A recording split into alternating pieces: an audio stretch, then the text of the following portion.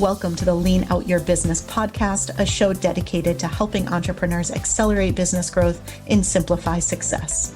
I'm your host, Krista Grasso, and I've been working with businesses for more than 2 decades to help them lean out and optimize what's working while eliminating anything that's not adding value.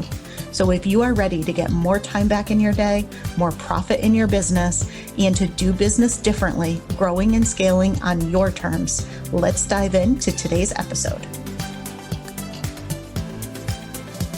Hello, and welcome to another episode of the Lean Out Your Business podcast. With so much that has been going on, so much change, so much reinvention and reimagining and refreshing of business models, with so many changes in the market and the way that people are making buying decisions and the length of time it's taking people to make buying decisions. What I wanted to dive into today is really exploring the longevity and sustainability of what you're doing and how to set realistic expectations for the return that you're going to get on the investment of time, money, and energy that you're pouring into things in your business.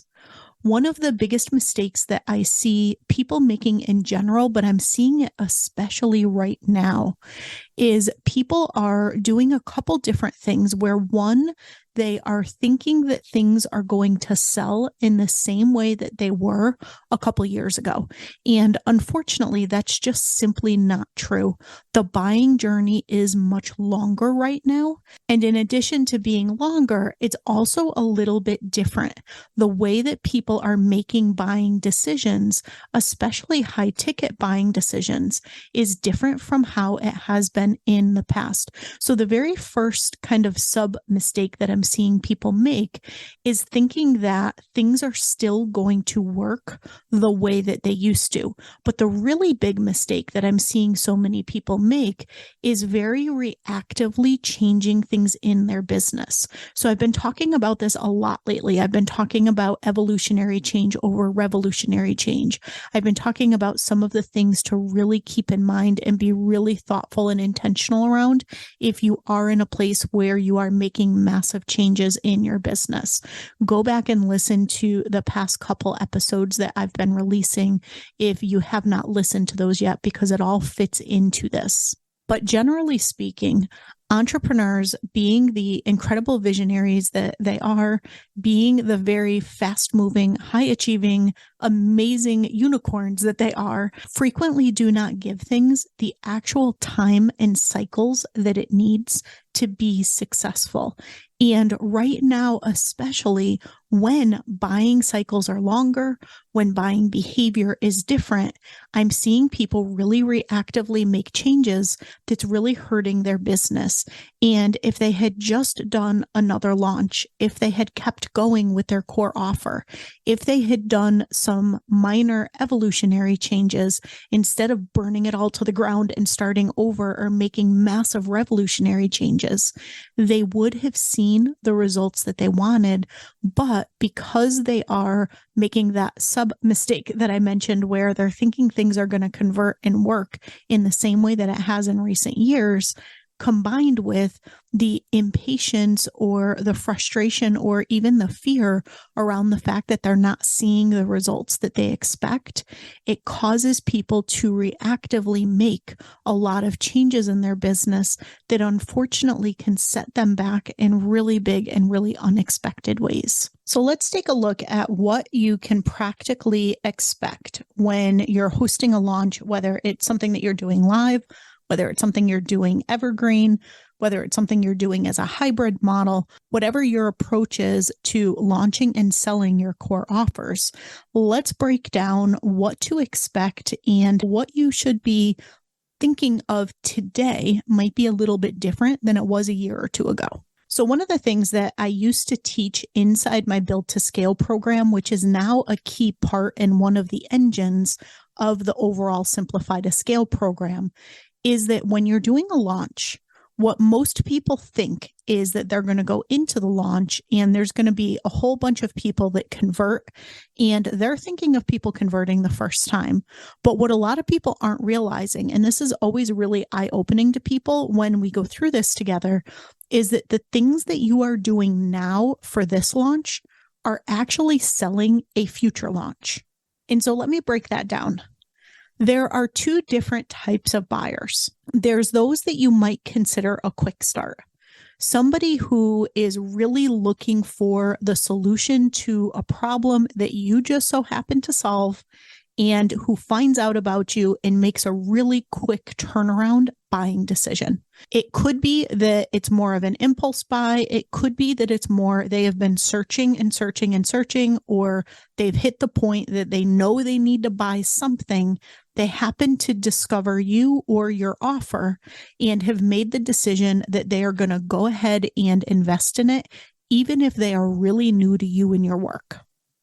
When most people end up selling or launching something, I think they expect that the majority of people are quick starts. The reality is that everybody attracts different types of people. I do have one client who I worked with for a while who just was a magnet for the quick starts. She had a lot of people who would come in and end up investing in her core program, which was a $5,000 investment. And they would do it really quickly, still being relatively new to her and her work. That is honestly the exception to the rule. Most of us have some percentage of people who are quick starts, but the majority of people are not. And what that means is they need to build the know, like, and trust. They need to circle your work for a bit. They might participate in multiple launches before they make a buying decision. And so the launch that you're doing today, yes, you may end up getting some quick starts who end up converting and joining your program, signing on to work with you, whatever that looks like. So the people who are going through and experiencing whatever you're doing for launching today are most likely to actually buy from you your next launch or even multiple launches later. And that's what a lot of people don't always understand. So anytime I'm going into a launch, I'm always thinking about who are the people that I can attract who are going to become clients of mine 90 days from now, 6 months from now, a year from now. I'm not looking at who are the brand new people that I'm going to be bringing into my world, whether it's through cold paid advertising, whether it's through referrals, or whether it's through any of the organic efforts that I'm doing. I'm not looking at people who aren't in my world and haven't experienced a lot of my work and who don't know me really well. I'm not looking at them making a buying decision now. And I think that's something that's so important to keep in mind. Now, obviously, if you have a low ticket offer, somebody might be more likely to go ahead and buy. My lowest ticket offer that I have in my business is my Planner Academy program. That's where I teach people how to create physical printed planners, workbooks, and journals like my 90-day planner. That is a couple $100 as opposed to the thousands of dollars that most of my offers are. And I can go right from cold to buying decision with people because it's such a low ticket offer and it's such a targeted solution. You either want to create a printed planner, workbook, or journal, or you don't, right? And if you do, then why not invest in a program that shortcuts the entire path, gives you everything that you need to do, helps you avoid all the things that you don't need to do, right? Because I'm targeting existing established business owners who are trying to leverage that product to scale their business or to gift to and give a really great incentive to existing clients, it ends up being an easy, no-brainer buying decision. But unless you have an offer like that in your business, that's not going to be the case. If you have an offer that's several $1,000s or tens of thousands of dollars, it's absolutely typically going to be a longer buying cycle. And the difference today from a year or two ago is what I was seeing previously is people who would come in, let's say the funnel was they came through a paid ad, they participated in one of my free events, one of my conversion events, whether it was a live workshop or a pre-recorded workshop that they got on demand, coupled with some email marketing that went along with it, right? That's a typical launch path that many of you may be following as well. And so when people would go through that path, what I could expect pretty reasonably is that for those that the offer was the right fit for and that I was the right person for, that they would end up investing in it my second or third launch from the one that they signed up for. I typically knew that somebody brand new wasn't going to convert, although there was a percentage that did, always get a small percentage of quick starts, but most people were going to buy the next time or the following time. Every now and then there'd be that person who'd been sitting on the list for a while and they'd kind of come out of nowhere and you trace it back and they would have been on the list for a year or 18 months. But most people, it was 1 or 2 launch cycles after the one that they initially joined my list and opted in for. Today, that's different. Today, it's more like 2 to 4 launch cycles. It's elongated. So in the past, if we rewind a year or two, most people still would go into launches with completely unrealistic expectations. They would go in thinking they were going to get a bunch of quick starts. They were going to do cold ads. They were going to get these people in, and immediately all of these people were going to convert and were going to buy after having not known them at all previously. And that's not super realistic. Even when you're looking at the really big launches that are out there, when you're looking at some of the leaders in the online marketing space who share their numbers, who share what they do, well, one of the reasons why they're able to have such high conversions is because so much of what they do is not just cold ads to cold traffic. They've got a really great funnel behind that warms people up and that helps take people more from cold to close. But so much of what they do is affiliate based. So because so much of what they do is affiliate and referral based, those people who are coming in cold to them are actually already coming in a little bit warm. They're coming in through someone that already the person knows, likes, and trusts. And so they're bypassing a lot of the steps of the journey to get somebody ready and more comfortable with making a buying decision. So it can be really misleading when you see these big launches and people share their numbers. We did this much in paid Facebook ads, and we brought in this many leads, and we closed this many people. Well, how many of those people were truly cold? Had never heard of the person before, hadn't listened to their podcast or participated in something that they did, or hadn't come in through a warm referral, either a direct referral or through somebody else's list or somebody else's marketing that they did to promote that person to their list. And so these are the things that are super important to be thinking through, because when you're truly targeting cold traffic, your numbers are going to be much lower. However, that's why it is so incredibly important that you keep doing what you do over and over and over again. And you always want to be experimenting and refining, making those evolutionary changes. But what you don't want to do is put an offer out into the world, be shocked that nobody bought it, or be shocked that you didn't get a bigger result from the launch that you did, and immediately pivot the offer and then do it again and again and again. I have seen people that have launched 10 different things and be shocked every time that it's not landing. It's not that the offer itself there's anything wrong with necessarily. It's not that you don't even have the right people for the offer necessarily. It's that people haven't gone through enough cycles to be able to feel comfortable or feel ready to make a buying decision. The problem may not be urgent enough for them right now that they're going to make that buying decision, right? We can have a lot of urgency in our business around how many people we want to close and how much revenue we want to bring in, but that doesn't translate to when a buyer is ready to buy, right? I think one of the worst things that we can do, and where businesses end up with clients who aren't super happy, who have low completion rates, who ask for refunds, is when you almost force the sale. You make it where people buy out of a cycle that they're ready for because of false urgency or because of so many of the other sales and marketing techniques that I'm just not really a big fan of. So there's a couple different things, right? You need to have the right audience for that offer for sure. The timing needs to be right for the person, which you can't control. The timing is right or it isn't. But what you can influence is you can be building the know, like, and trust. You can be getting in front of that person consistently. You can be reminding them consistently that you have a solution to their problem. You can be helping them see the problem that they have.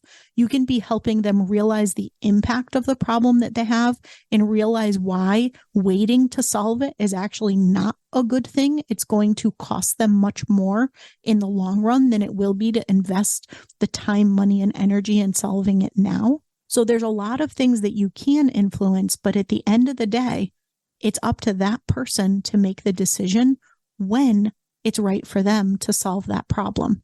And if it's super urgent, that's where you might see a quick start and that person who came in cold and immediately makes a buying decision.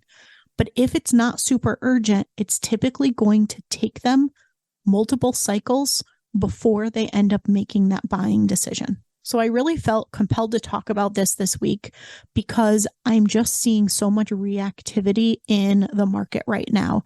And we are entering into a time where buying cycles are going to be shifting again. This time, I think they're going to be shifting for the better. For a while there, it was kind of a wait and see pattern. A lot of people were impacted directly or indirectly by people not making buying decisions and really delaying making those buying decisions. Now, all of a sudden, as we're going into the last part of the year, people are going to start investing in things again, which is a good thing. But here's where people are going to win, and here's where people are going to struggle. The people who have consistently been showing up and selling the same thing, making it really clear exactly what problem they solve, who they solve it for, and how they can help them solve that problem. Those are the people who are going to do really well as people start making buying decisions again. The people who are really going to struggle are the people who are reactively reinventing themselves and doing new things every 5 seconds because the last thing didn't sell. And if you're in that place, I get it. I have done this. I can't tell you how many times throughout my entrepreneurial journey I have to stop myself from doing it really regularly because the natural inclination when something did not work is to throw it out and start over or to really dramatically shift it to try to get better results. And sometimes that is what's necessary. But if we look at 80-20, I would say 80% of the time it's not.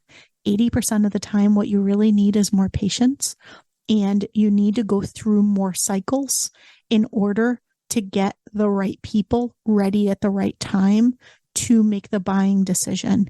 And I think you always want to be making those small continuous improvements. That's why the 4th pillar of the lean out method is Kaizen. I think those changes for the better, those ongoing continuous improvements, those things are all really critical. And I don't think you ever necessarily want to do the exact same thing in the exact same way over and over and over again. I think you always want to be experimenting with and trying different things to see if you can get different results. But I also think that you want to be really realistic about how long it takes for someone to make a buying decision and to stay committed to what you do and who you serve and how you serve them, and not reactively keep pivoting in really dramatic ways as a reaction to people not buying or not buying as quickly as you'd either like them to or as they used to. Because even though we're about to go into a cycle where I think things are going to pick back up again, I think people are going to start making more buying decisions and making buying decisions quicker. I don't know that we are going to go back to where people were a couple years ago and people buying at the pace that they were. I think it's going to continue to be an elongated buying journey.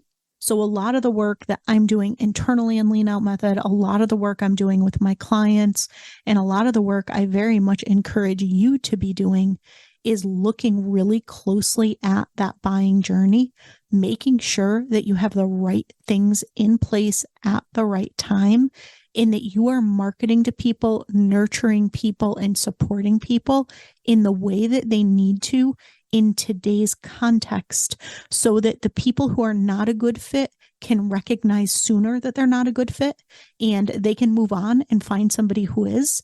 And the people who are a right fit can make a buying decision a lot quicker because you're building know, like, and trust. You're making it a safe space for them to recognize that, okay, no, this person can really help me.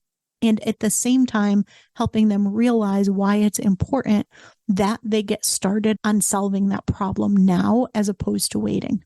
So I think that the magic in your marketing going forward, the magic in your messaging going forward is really going to be focused on how can you shorten the buying journey by meeting people where they're at, shifting your expectations, and reimagining how you're guiding people along that journey.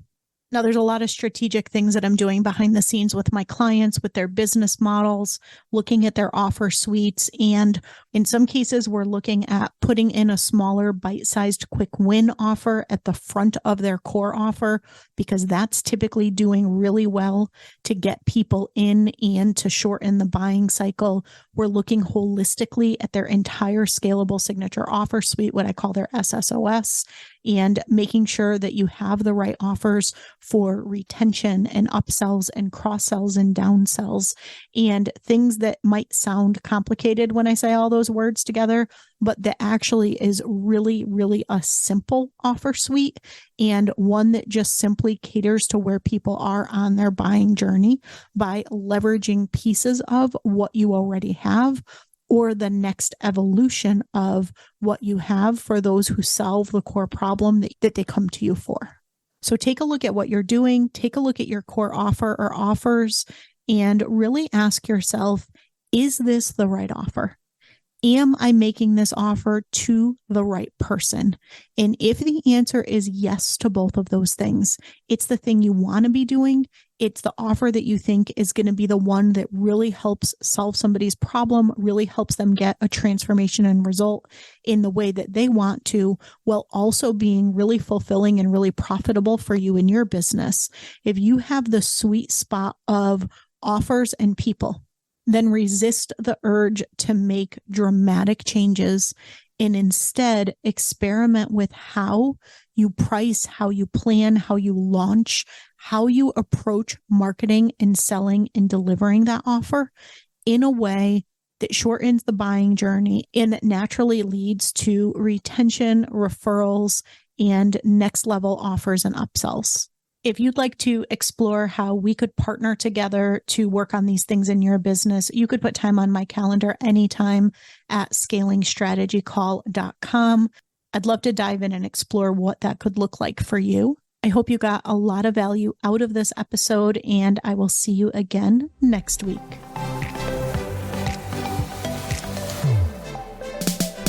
Thanks so much for tuning in to this week's episode. If you have not yet taken our scalability assessment, I invite you to head to leanoutmethod.com/assessment and take our interactive assessment that's going to help you look at how simple, how sustainable, and how scalable your business currently is. It includes personalized recommendations of where to focus next to get your time back, to increase your impact, increase your profits, and ultimately step into your rich, fulfilled life.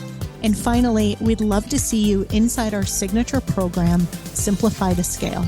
You can head to leanoutmethod.com/ops to find all of the details on how we can help you up-level your operations and get out of the day-to-day of your business.